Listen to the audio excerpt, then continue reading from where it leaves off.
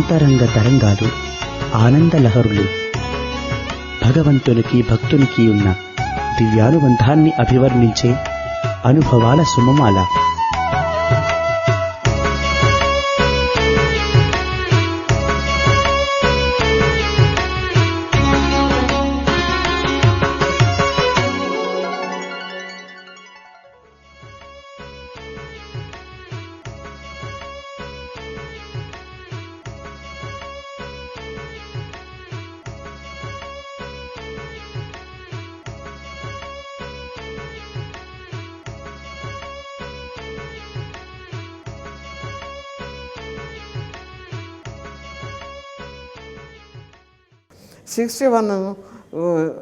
First ఇదన్నమాట. దసరాకి రావాలి. ఇవి వచ్చేటప్పుడు అందరినీ ఎవరి టికెట్ వాళ్ళకి ఇచ్చేసి స్వామి పంపించేశారు. నన్ను మధురా బృందావనం చూడడానికి చాలామంది వెళ్ళారు. నువ్వు వెళ్తావు అన్నారు, మీరు వస్తే వెళ్తా అన్నాను. ఇంకా ఏమీ లేదు అప్పటికి, ఇంకా చనువే. మీరు వస్తే వెళ్తా అన్నాను. నేను రాను, ఇంటికి వచ్చేసానండి. నెక్స్ట్ దసరాకి పుట్టపర్తి వెళ్ళాను. దసరాలోను మన భజన హాల్లోనే జరిగేది అప్పుడు దసరా, బయట కాదు. ప్లాట్ఫారం మీద షిర్డీ సాయి వెండి విగ్రహం ఇంతే కదా ఉండేది. వెండి విగ్రహం 1 ఫుట్ ఉంటుందేమో అది. ఆఖరి రోజు దానికి అభిషేకం చేస్తున్నారు. లోపల వెళ్ళడానికి ఛాన్స్ లేదు. ఆ 10 రోజులు ఏం చేసేవారంటే పూజలు చేయించేవారు లేడీస్ చేత. లలితా స్తోత్రం, లలితా సహస్రం కూర్చోబెట్టి పసుపు అది ఇచ్చేవారు. ఫోటోలు చేస్తుండేవారు. నన్ను పైనుంచి నువ్వు కూడా వెళ్ళి కూర్చో అన్నారు. కూర్చున్నాను. అదే మొదలు పసుపు కుక్కలు వేయటం. 10 రోజులు అలాగే జరిగేవి అన్నమాట. తర్వాత ఈ షిర్డీ సాయికి అభిషేకం చేస్తున్నప్పుడు నేను అక్కడ యూకలిప్టస్ చెట్లు అవి ఉండేవి, గట్టు. ఇప్పటికి ఆ గట్టు ఫెన్స్ వేసేసారు. ఆ గట్టు ఎక్కి నుంచుంటే ఇంత విగ్రహం ఇంత పిల్లాడికి చేస్తున్నట్టు కనిపిస్తుంది నాకు.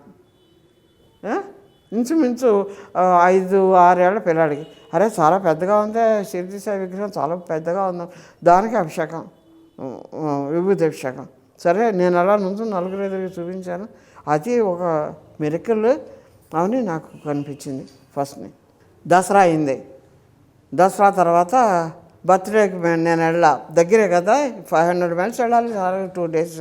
సరే ఇక్కడ చాలా గ్రాండ్గా చేయించుకున్నాము.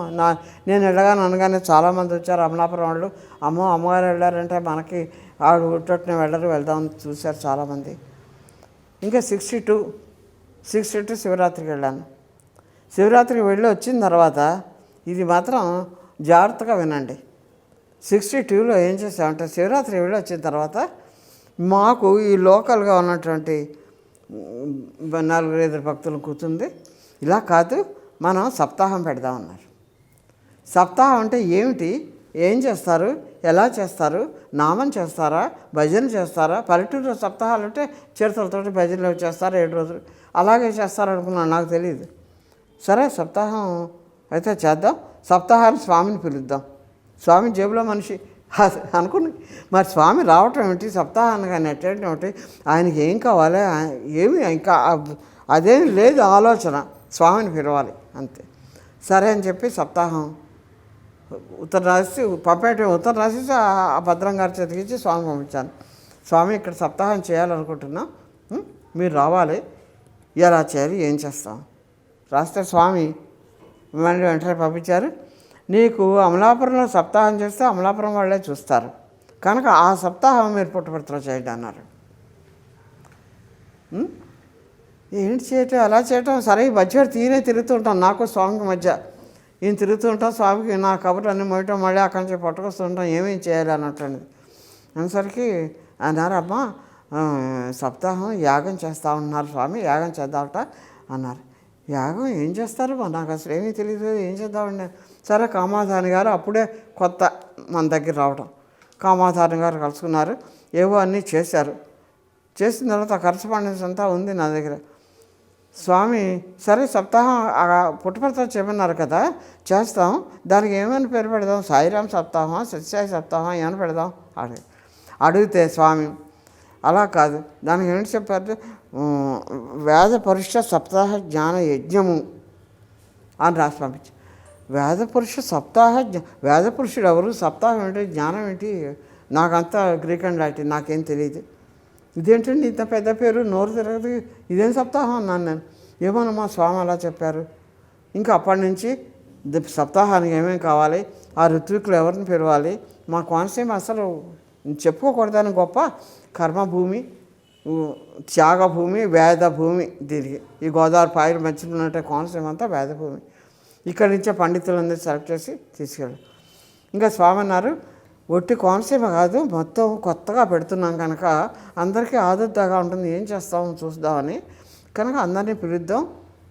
సో కృష్ణా జిల్లా నుంచి ఆ కుప్ప బైరాగ శాస్త్రి గారు, తర్వాత చాలామంది అలా అందరు వేద పురుషులు, వేద పండితులు పిలిచారు. పిలిచి ఇక్కడి నుంచి అన్ని సప్లైస్ ఏంటి, ఆ సృక్సులు వాళ్ళు నెయ్యి అవి వేస్తారు, హోమాలు అవేసి ఇవి, దర్భాసనాలు అక్కడ కోటి పిల్లలు అలుగుతారు, బ్రాహ్మణుల కింద కూర్చోకూడదు కదా, అవి దర్భాసనాలు అవన్నీ మేము తీసుకొస్తాం. తెచ్చుకో, నీకు అక్కడ దొరికే కురిడీలు తీసుకొస్తాం, కురిడీలు కూడా పట్టరా, మేము ఈజీగా చిక్కి తెచ్చుకో అన్నారు. సరే, ఆ సప్తాహ జ్ఞాన యజ్ఞానికి చాలా జరిగాయి అనుకోండి. స్వామి ఇలా చెయ్యి అలా చెయ్యి అని ఎప్పుడు ఇన్స్ట్రక్షన్స్ ఇచ్చేవారు. వాళ్ళ వీళ్ళ బ్రహ్మ ఎవరు భద్రం అన్నీ బుర్రకథలా చేస్తున్నాడు, అతనికి ఏమో అనుభవం లేదు, ఎన్నో రాసేవారు. పట్టెళ్ళి అవి ఏం చేసాం, ఈ వెళ్ళాలి గోదావరి దాటాలి. నేను అవన్నీ పుచ్చుకుని ఇంకా నా యజ్ఞం ప్రారంభం ఇంకా టైం ఉందనగా ఇంకా వారం 10 రోజుల ముందు వెళ్ళేదాన్ని. దీనికి ముందు అన్నీ రెడీ చేసుకున్నాం. ఓ నావలో పెట్టుకుని నావ గోదావరి దాటి అక్కడ గోదావరి స్పేట్ అవుతుంది, రాజమండ్రి దాటడం లేదు, ఇక్కడ వేరే ఒట్టిపిల్లి దాటాలని అన్నీ పెట్టుకుని నేను రెడీ చేసేసరికి పోలీసులు వచ్చి వెళ్ళడానికి వీలేదన్నారు. గోదావరి హై ఫ్లడ్స్లో ఉందమ్మా, ఇది మేము ఎలా చేయం, ఎవరిని ఫండ్స్ రావట్లేదు, ఏమీ రావట్లేదు, మీరు వెళ్ళిపోవస్తుంది అన్నారు. ఇంకేం చేయో సరే అని మళ్ళీ ఆ సామాన్ అంతా మోసుకొని దగ్గరే ఇంకో పల్లెటూరు ఉంది, ఆయన వెళ్ళి వినాయకుడు ఉండేది, అక్కడ రాజుగారి ఇంట్లో అవన్నీ పెట్టారు. నా క్లయింట్లు వాళ్ళందరూ అవన్నీ ఇక్కడే ఉంచండి అన్నాను. నెక్స్ట్ డే మార్నింగ్ ఏం చేశానంటే, అక్కడ దగ్గరగా పాలిపిలంక అని ఇంకో ఊరు ఉంది, ఆ ఊరు ఎవరైనా పంపించి అక్కడ సలాద్ సత్యనారాయణ గారు నా క్లయింట్లు, ఆయన కవర్ చేసి మీ ఇంటికి వస్తున్నాను నేను రేపు పొద్దున్నే, మీరు రెడీగా ఉండండి అన్నాను. సరే, గోదావరిలోనే ప్రయాణం, ఇంకా రోడ్ లేదు అని మర్నాడు పొద్దున్నే బయలుదేరి ఆ భద్రంగారిని తీసుకెళ్ళింటాను, మా చెల్లిని తీసుకెళ్ళింటాను, నా గుర్తు చెప్పలేను. ఇవన్నీ మళ్ళీ నావ చేసుకున్నాం, నావలో ఇవన్నీ పెట్టుకుని నేను డాక్టర్ కనుక స్టెతోస్కోపు స్టెతో కిట్ అన్నీ పుచ్చుకుని నేను పాలిపిలంక పేషెంట్ ఉంది, పేషెంట్ చూడడానికి వెళ్ళాను. సరే వదిలేశారు. ఆ గోదావరి ఒడ్డంటే పాలిపిలంక వెళ్ళాం. వెళ్ళి ఆయనతో మాట్లాడి అక్కడ కాఫీ తాగి అక్కడి నుంచి గోదావరికి అక్కడ ఎవరు లేరు, అడ్డంగా గోదావరి దాటాం. అవతల ఒడ్డు నుంచి మళ్ళీ ఒడ్డంటే కోటిపల్లి వచ్చి సామాను నేను అక్కడ బస్సు ఎక్కి అక్కడి నుంచి రాజమండ్రిలో నేను బుక్ చేసి సామాను బయలుదేరి నెక్స్ట్ ధర్మవరం వెళ్ళాం. ధర్మవరంలో నేను దిగేసరికి సామాను రాలేదు. ఇదేంటండి అంటే ఆయన అన్నారమ్మా వేరే ట్రైన్లో వస్తుంది, అది రేపు పంచాలని కనరాదన్నారు. సరే ఆ రోజంతా ధర్మవరం స్టేషన్లో ఉండి మర్నాడు సామాను తీసుకుని సామాన్ అంతా అప్పుడు 2 పళ్ళే ఆ బళ్ళు మేము ఉంటేనే వాళ్ళు ఎడ్లను తోలుకొచ్చేవాడు, ఎక్కడో మేస్తూ ఉండేవి అవి. మనం వెళ్తున్నామంటే అప్పుడు ఆ ఎడ్లు వచ్చి అమ్మ బండి రెడీ అయింది, ఆ గంట సేపు అక్కడ కూర్చునేవాళ్ళం బొక్కపట్టంలో. అలా తీసుకెళ్ళాం. ఆ సప్తాహ జ్ఞాన యజ్ఞం ఇప్పటికి 33 సంవత్సరాలు 34 సంవత్సరాలు. ఆరిజిన్ అమలాపురం, ఇక్కడది కోనసీమ. హర హర హర హర ఓం నమః సోమాయ చ రుద్రాయ చ నమస్తామ్రాయ చారుణాయ చ నమః శంగాయ చ పశుపతయే చ నమః ఉగ్రాయ చ భీమాయ చ నమో అగ్రే వధాయ చ దూరే వధాయ చ నమో హంత్రే చ హనీయసే చ నమో వృక్షేభ్యో హరికేశేభ్యో నమస్తారాయ నమః శంభవే చ మయో భవే చ నమః శంకరాయ చ మయస్కరాయ చ నమః శివాయ చ శివతరాయ చ నమస్తీర్త్యాయ చ కోల్యాయ చ नमः पार्याय च वार्याय च नमः प्रतरणाय चोत्तरणाय च नमः आतार्याय च लाद्याय च नमः षष्प्याय च फेन्याय च नमः सिगत्याय च प्रवाह्याय च।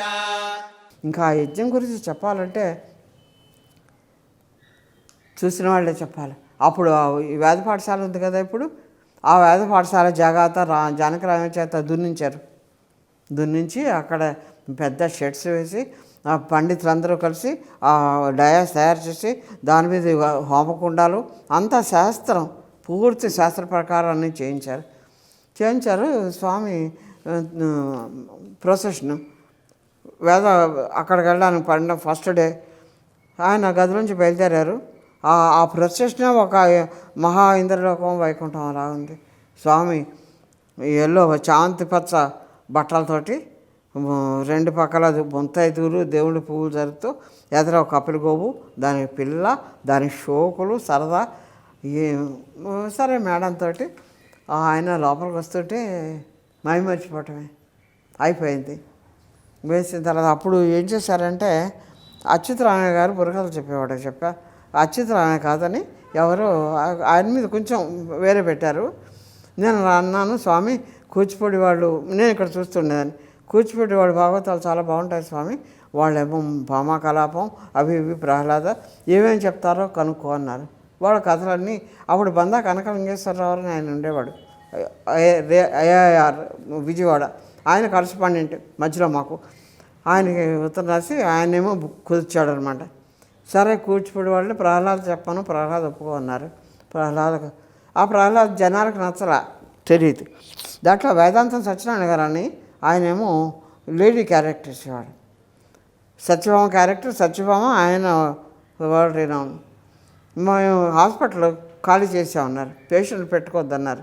ఇటు పక్క నావి 4 బెడ్స్, వాళ్ళ తాతగారు అటు పక్క 4 బెడ్స్ ఖాళీ చేసేస్తే ఈ ఆ మేల్ సైడ్ జంఖానాలు అవి పరిచేసి బ్రాహ్మణులు వచ్చారు పూజకి ఫస్ట్ డే దీని యాగానికి.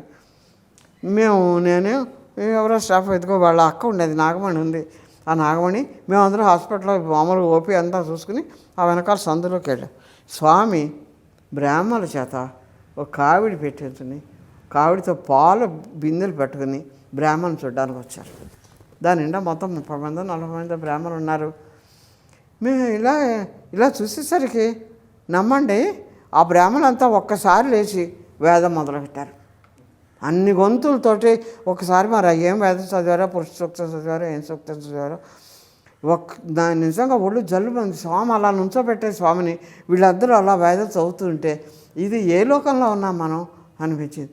స్వామి వాళ్ళందరినీ బ్లెస్ చేసి నమస్కారం ఇచ్చి, పాపం చాలా కష్టపడి వచ్చారు కదా, కొత్తగా వచ్చారు కదా, దారి కష్టమైంది కదా, మీకు ఎంత బాధపడ్డారు కదా, పాలు తాగండి.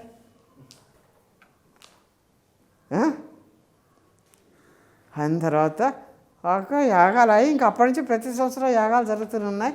నేనేమో అక్కడ 2 months 3 months సర్వీసులు ఉండేదాన్ని. అలాగా దసరా నుంచి బర్త్డే అయ్యేదాకా అలా అయిపోయింది.